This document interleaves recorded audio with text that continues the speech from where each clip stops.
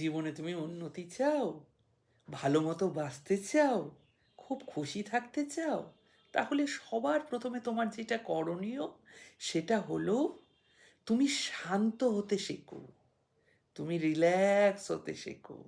বাইরের কোনো রকম কোনো প্ররোচনায় তুমি পা দেবে না, কোনো রকম উত্তেজনায় পা দেবে না।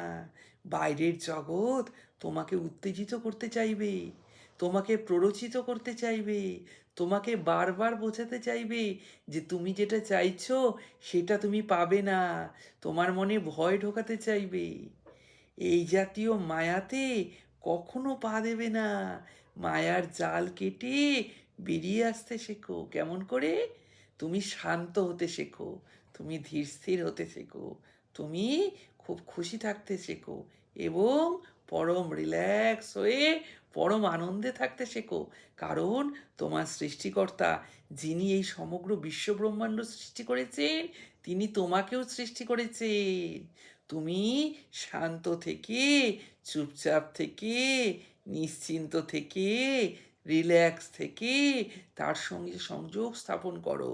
তাকে বুঝতে দাও, প্রভু আমি তোমার দ্বারাই সৃষ্ট, আমি তোমার অপেক্ষায় বসে রয়েছি। আমি জানি জীবনের প্রতিটা সুখ তুমি আমায় দেবে। আমি তোমায় বিশ্বাস করি। এই জগতের তুলনায় শত সহস্র গুণ আমি তোমায় বেশি বিশ্বাস করি। এই জগতের কোনো কিছুই তোমার প্রতি বিশ্বাসকে নষ্ট করতে অপারগ। কারণ তোমার প্রতি আমার অসীম কৃতজ্ঞতা, তোমার প্রতি আমার অসীম শ্রদ্ধা, তোমার প্রতি আমার অসীম ভালোবাসা। আমি জানি এই জগতে তুমি আমাকে পাঠিয়েছো, তাই আমি চুপটি করে বসে থাকবো আর নিশ্চিন্ত হয়ে বসে থাকবো।